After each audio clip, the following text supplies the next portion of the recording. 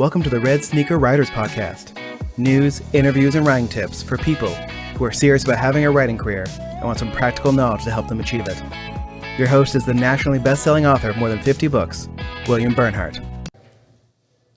Hello, Sneak. We are streaming live from Writercon. And as you may have guessed, we've got a live audience watching this live stream. We're on the second day of Writercon, and we are having a great time. Every session, every speaker, every attendee, this is such a wonderful community of writers, of the best people in the world. Writers in my weekend has just made me appreciate them all so much more. This has been a great writers conference, and I want to talk to some of the people who are attending this year.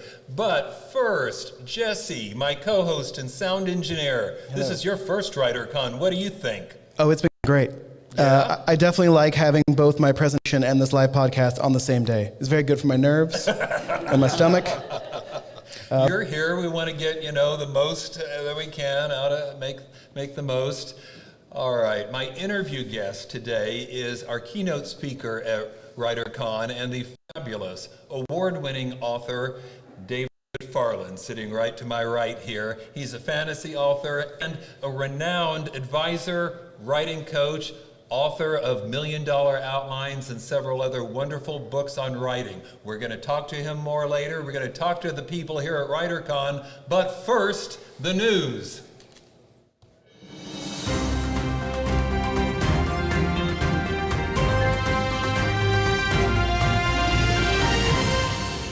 Okay, we're going to have an abridged news section because I want to hear from other people, but two things I wanted to point out. Item number one, book sales are soaring. People here at WriterCon have heard me saying this for 2 days now, but it is absolutely true. Penguin Random House just posted the best profits they have seen in 19 years, and that seems to be true all across the board for most large traditional publishers. Their profits are up by 55%, but it's not just them. Barnes & Noble also just posted a sales increase of about 5 to 6% over 2019, which is also incredible. Even independent publishers are doing well. And Jesse is showing you a graphic from an article in Publishers Weekly that talked to people at Beacon Press and Chelsea Green and Turner. It's the same story for every one of them. Book sales are up. That's why I'm telling you this is the best time to be a writer. Keep writing, Red Sneaker writers. Okay, Amazon item 2, because it wouldn't seem right if we didn't have something about Amazon, right? Amazon is making a big move into audio. They're moving to podcasts, presumably for the advertising dollars. As you may have heard, they just acquired the big podcast network, Wondery, as well as the distribution rights to SmartLess. They are believed to be investing big time into live audio. Right now, the focus is on live music and events. Maybe they're going to use this on Alexa or some other way, but podcasts clearly are going to enter the mix. Why else would they have bought that? Why does it matter? Well, Amazon typically does not do things unless they've got a good reason. And they're making moves into podcasting and music subscriptions. Clearly, they see audio as a way of bolstering the other types of content it offers through their Alexa home devices or from the Amazon Prime Video service. All of these things exploded during the pandemic, and they're seeing big investments from Silicon Valley. Now Amazon is getting into the game. I don't know, Jesse, is Amazon going to push all the sound engineers out of the market? What do you think? I mean, luckily Amazon has not shown the best ability of pulling all these things together into things people understand. Just like where do I go for Amazon podcasts exactly? Even Amazon doesn't know. Right. Yeah. They're on Audible, they're on Amazon Music, so until they figure out the sort of Google messaging problem, which is choosing one app and sticking with that app, I'm okay. So they're going to rename Wondery Alexa or something? Yeah, Alexa Podcast or something. Eventually they'll hire a consultant who they'll pay $1 million, and that consultant will tell them, make it one app. And they'll be like, oh yeah, why didn't we do that? So I mean, clearly they want to take over audio and podcasts the way they have the bookmark market pretty much. Think that's going to happen? No, because like the spirit of podcast is not corporate that way. So Right. there'll always be, as I mentioned in my podcasting talk, guerrilla media out there. So I hope you're right. All right, like I promised, I want to turn the mic over to some of the people here at Writercon so you can hear from them, what they're getting out of this conference, what they've learned, and why they're here. Got a couple of people to talk to you. The first is Grady Wiserick. Grady, I'm sure I at least approximately got your last name pronounced right. Take the microphone. Tell us about your Writercon experience. Perfect. Well, I'm here from Minnesota, and this year Writercon is obviously in Oklahoma. And something that has stood out to me while I've been here is I've not only talked to great fellowship and had a great fellowship with people here, but I've talked with people from New York, people from California. And what's really stood out to me is the investment that people have seen from all across the nation in Writercon and the value in coming here. You know, getting the chance to hear from David Farland. I mean, Right. that's Holy fantastic. smokes, yeah. And I'm not only learning how to develop my plots further, develop my characters further, but in addition, I'm getting an understanding of the publishing industry as a whole. There's so much pessimism out there with COVID-19 currently of Right. everyone saying things are backed up and such on and so forth on that topic. But hearing from you is really insightful because I'm getting that optimistic appearance back when it comes to my manuscript of saying, hey, things are moving in some areas of the world, so let's get rolling. Exactly. That is so good to hear. Man, it is so true. We got people at this conference from all over the country, not just speakers, but guests. And we've got people streaming. I'm not making this up. We got streamers from Iceland. We got a couple of people in New Zealand. I guess podcasts go everywhere, at least until Amazon owns the whole thing, right? And that seems to be bringing a lot of people to, there it was again. And that's bringing a lot of people to Writercon. One of our guests here at Writercon, Smith. Both Grady and Jessica won some of the awards at the contest today, but I know you don't want me to embarrass you by talking about that. So anyway, tell us about your Writercon experience. No, so this is my first writers conference, and it has been such a huge blessing. The friendships formed, connections getting to be made, and learning both on the side of creative writing and on the business side of writing has already been so awesome. And one of the classes that I just got finished with is character development from an actress's point of view. And as an actress myself, I really resonated with that and being able to take the performance side of things and, kind of being a kinesthetic learner and being able to incorporate that in the way I write my characters and the depth that comes from that. And so I am a Christian fantasy author, also a women's Bible study devotional author, currently on the journey to becoming published. And so any scraps and pieces that I can learn while here, it's been great, and I love to be able to incorporate that when I get home and get to work.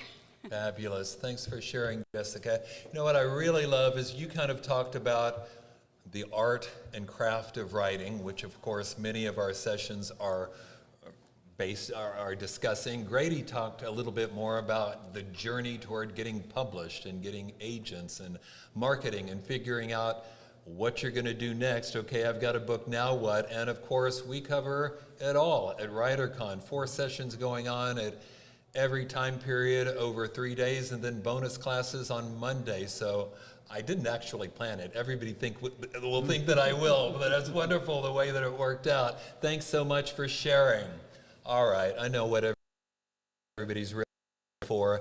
I want to talk now to our guest, our keynote speaker, the incredibly New York Times best-selling author who has not only written fantastic books himself, The Rune Lords, and so much more, plus books on writing, plus he has been a genuine and instrumental factor in the writing careers of a lot of people you've heard of before because they're major league best-selling authors.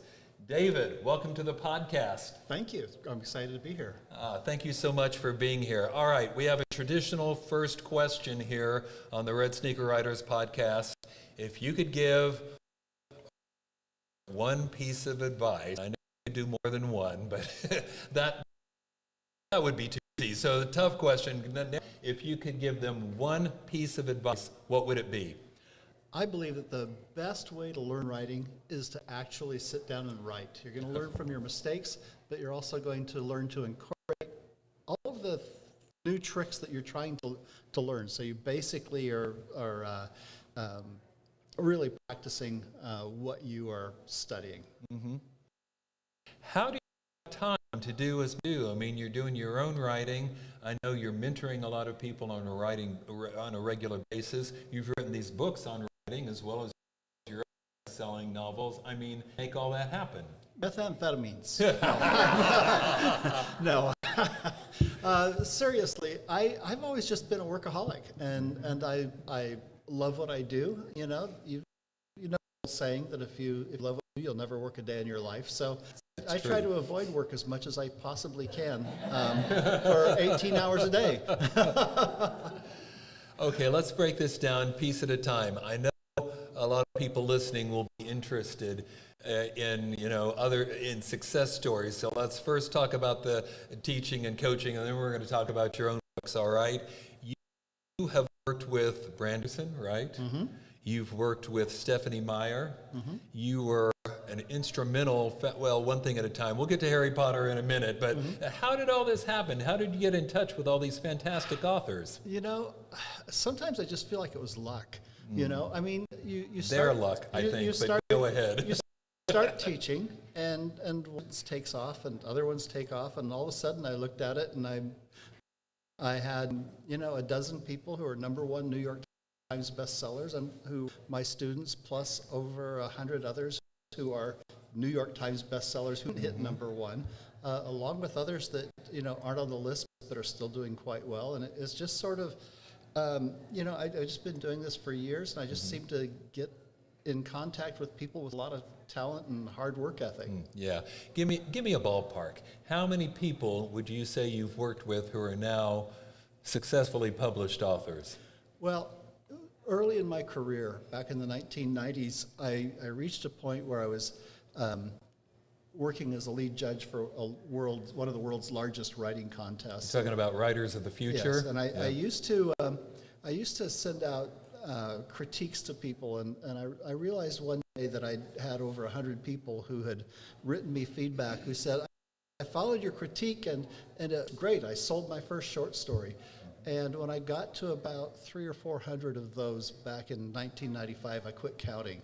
Holy smokes, wow. Yeah, so I've probably, I don't even know. I can't even tell. People who email me, a fellow from Africa who emailed me a while back and said, I've always wanted to be a writer. I started following your writing tips. He says, I've never had a writing class.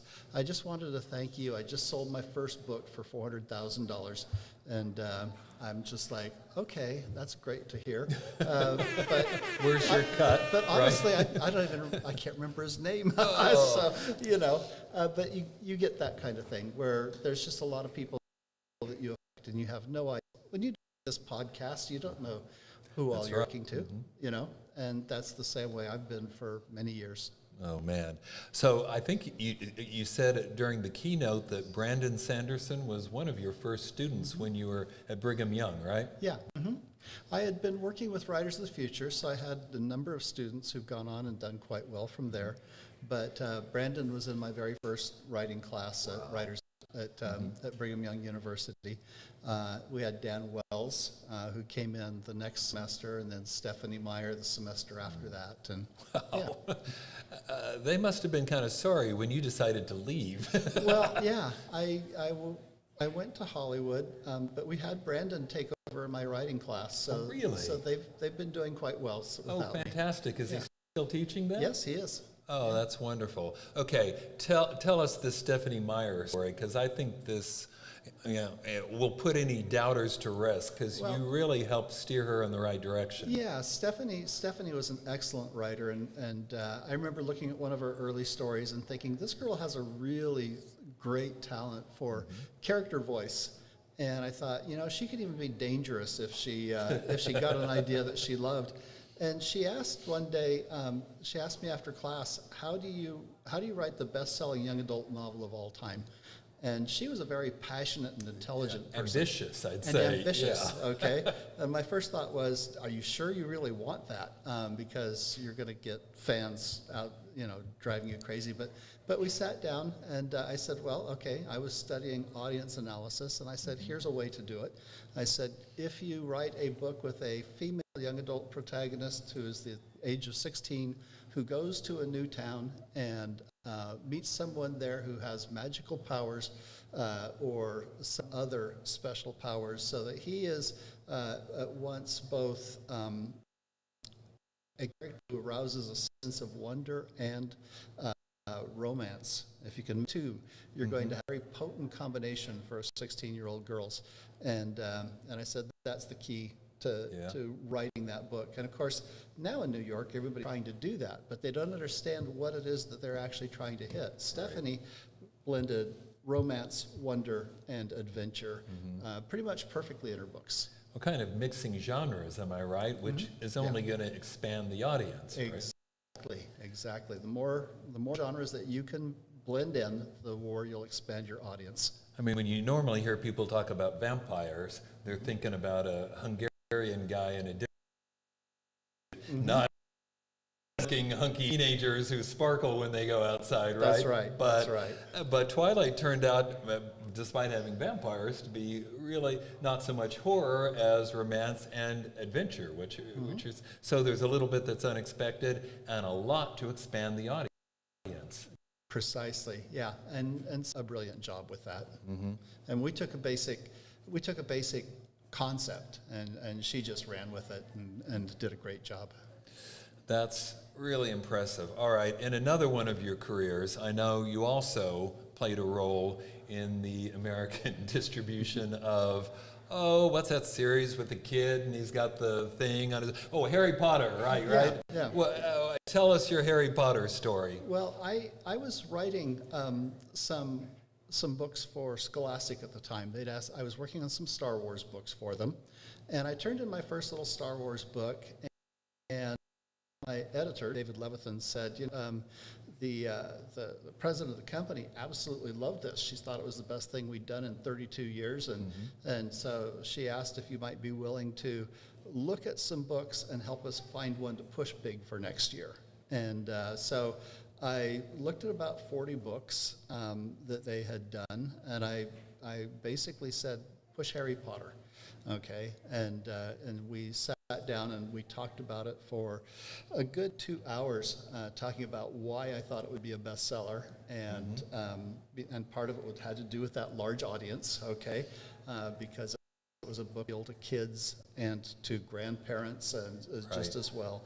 And then we also talked about, she said, well, how would you distribute this book? And I said, well, you want to distribute this book over the holidays, because about 70% of the books bought for kids are bought by grandparents and parents over the Christmas breaks. So you want to rent out space at the major bookstore chains in the front windows and behind the counter, so that you can't go into the store without seeing the book ad, and then put a big pile of them right in the middle of the store. And that was going to require a huge investment, but they did it. And Rowling went ahead and wrote 2 more books in between the time that book came out, or between that ad came out, and all of a sudden we were promoting 3 books instead of 1. And First 3 books in the series, First right? 3 books in the series, and it just exploded. Yeah. Wow, that must have been exciting to see that. I mean, exploded isn't even a good enough word to explain what happened in the Potterverse. It became the best-selling book of all time in the English language pretty rapidly, because the previous record holder was A Tale of Two Cities, which had been out for 150 years, and so yeah, it just, they're at 500 million sales, which, is just astronomical. Wow. Well, let's talk a little bit about what you're doing today, and I promise we'll get to your books too, but I know you're doing a lot of mentoring of people, some of it online for obvious reasons because of COVID and whatnot. Talk about that a little bit, would you please? Well, yeah, I've been doing online teaching now for, gosh, eight or 9 years. And with COVID, it just kind of exploded. All of a sudden people couldn't go to conventions, and so they started taking my classes. I've got several things that I do class. I decided last year it would be fun to do my 318R class from Brigham Young University and just do it again. This is the class that Stephanie Meyers and Brandon Sanderson took. So I've been teaching that. And I've been teaching just a lot of other things. I wanted to start a writing group. I had a writer who was a shepherd back in New Zealand and couldn't get to a writing group. And I said, there's got to be a way for us to hook up online. And, you look back at, Ernest Hemingway and Faulkner were in the same writing group through the mail. And then you look at people like C.S. Lewis and J.R. Tolkien are in the same writing group. So when you've got great writers working together, it just really helps everyone blossom. So I started a big online writing group. I have about 450, 500 people who are in the writing group now, and they're loving it. So That's so fantastic. So just in case there's somebody who's interested in taking the same class that Stephanie Meyers took, how do people find out about this? Well, you can go to my site at mystorydoctor.com. Okay, and that will give you links to just about everything. You can run it down from there because it'll tell you about what classes are coming up, and you can sign up for my newsletter, that free newsletter that guy talked about that he'd read and sold his novel for $400,000. Well, that's up there for free, and I've got a free writing book on it. If you do that, I saved 100 of my favorite blogs that I've done over the past 15 years and put them on. And so yeah, just a fun way for people to get some free advice, and if they want, they can sign up for a class or something. Wow, that's great. Now, you've written several books on writing as well, including the one I mentioned before, $1 Million Outlines. $1 Million, that's a pretty good hook for a book title. Yeah, well, I can see that having appeal. I really wanted to write a book about how to outline, but I wanted to distinguish it from other books on outlining, because I wanted people who are interested in writing bestsellers to understand how to appeal to a audience. And so $1 Million Outlines is as much about audience analysis as it is on outlining. So how's that work? I mean, you're giving people outlines for their books, or is it blank, It's or fill what? in the blanks. I think that a book comes together when you learn to ask the right questions. Right. And so, who's your protagonist going to be? And how many protagonists are you going to have? What genres are you going to blend? What emotional draws are the most important for this particular audience? And we start asking those questions, and as you fill in the answers, your idea for together. I have several people who've said to me, every time that I write a new novel, I buy a new copy, and then I mark it all up while I'm writing, and basically, that's my outline for my book by the time I'm done. And that's what we try to do with it. That's a nice, it's like a video. Every time they're starting a new book, I can pick up another couple. You've got other books on writing too. Tell me about those. Well, I've got one called Writing Wonder. Yeah. And when we start talking about the important emotional draws that we have, we talk about romance, or you can talk about horror, or you can talk about, adventure for thriller writers. Well, one of those, and we don't have a genre called wonder. We do have all of the others. And the reason we don't have a genre called wonder is because half science fiction, half of it is fantasy. The other third of it is children's literature, young adult, middle grade, those kinds of things. And so we've taken one genre and cut it up into 4 differences, which is unfair, because in reality it's actually the largest genre out there in most years. The best-selling genre. If you take young adult sales, middle grade sales, and you put fiction and fantasy, it turns into the largest genre. That's a good point. And at least one other. I've got other books on writing. Years ago, I had I told Brandon Mole, who's a middle grade writer, a little bit about how you could become a best-selling author, and he said, I think I'm going to go give that a try. And so he wrote the book Fablehaven. He came to contract the very next day. And, anyway, he went out, and I told him that I thought you could use this method to hit you could hit up in the top 5 on the New York Times bestseller list within 3 books. He hit number 1 on his 3rd book and got his first multi-million-dollar contract on book 4. Wow. And so that's kind of the goal. So $1 million book signings, which is another one that I did, really teaches you how to do book signings. I set the Guinness record for the world's largest book signing. I in read Hollywood, that. California. Tell me, how'd that happen? It's just a publicity stunt. It's It was a pretty good, well-attended. you get it well attended. I mean, we had movie stars, and we had some TV celebrities, and we had some roles playing, and that kind of thing. And then you throw in a book signing, and everybody comes in and buys the book. You're saying they were really there to see the Rolling Stones, but you were there with books, or that was pretty much it. Yeah. I doubt that somehow. Oh, that's incredible. All right, I promised we'd talk about your books eventually, so let's get to that. I'm so impressed. I love to read. I love to watch fan times, and I've written a bunch of books, but I've never written in that genre, and frankly, I don't think it would be a good thing for me to attempt, but you seem to go there naturally, and people love what you do. How do you make that magic happen? I think that I just fell in love with the genre when I was a teenager, and it's interesting to me because been a prison guard, and from a grandpa was in the mob, all of this stuff. You'd think I'd be writing thrillers or something, or perhaps a family biography. Or a family movie.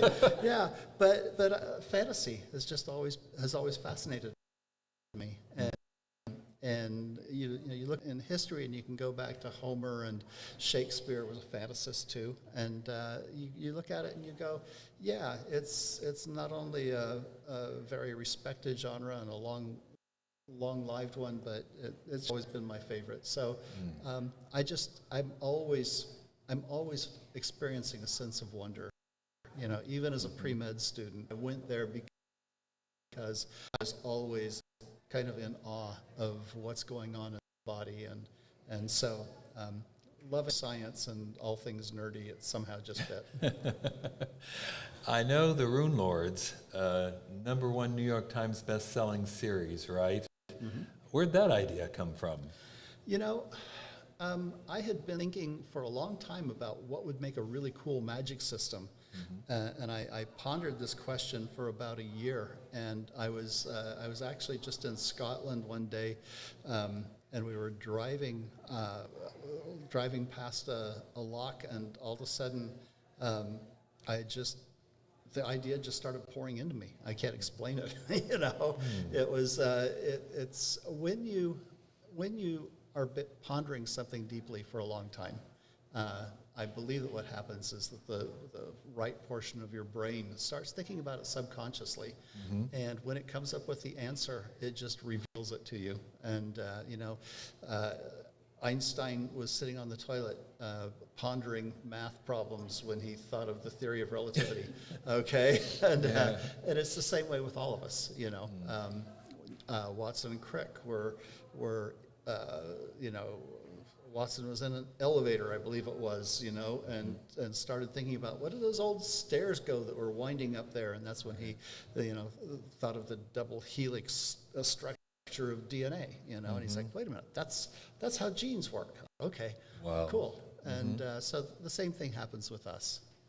I knew I wanted a magic system that dealt with what I call economics, and people making trades, and what is the right way for people to conduct, morally a situation like that, and so there were a lot of parameters that I'd set on it. Okay, there's a burning question in the writing world today, and you've probably heard this before: pantser or planner?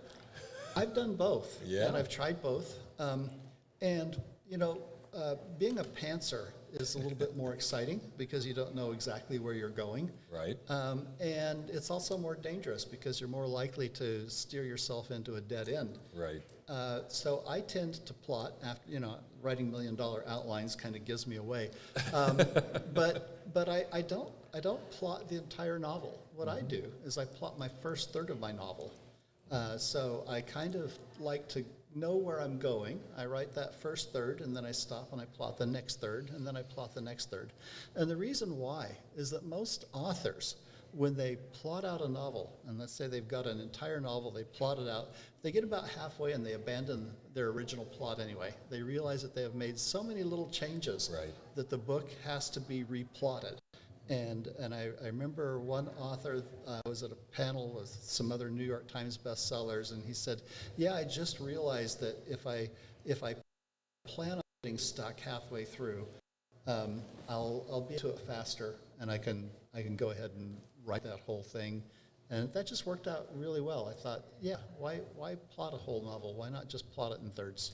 That's interesting. I don't think I've ever heard that particular No, I'm the system only person before. crazy enough to try it. Is that what it is? So you said you work all the time. You called yourself a workaholic. What does your day look like? I mean, are you a morning person or evening or both? Or? I'm more of a morning person. Yeah. I usually get up at 5 in the morning, and I go to work. I like to try to get as much done by 1 or 2 in the afternoon as a normal person would do in a daytime. And then I go ahead and keep on working until usually about 9 o'clock. And at that point, I like to go to the gym and work out. 9 p.m. Are 9 we p.m., saying? yeah. Holy smokes! And then I like to go work out usually for an hour or so, lift weights and do some jogging and that kind of thing. But when do you binge watch Netflix? And I kind of gave that up. Clearly. It's funny. I'm a video game designer, and yet I don't play video games hardly ever anymore. Does that work? I mean, do you feel like you know enough about the games you're not playing to write them?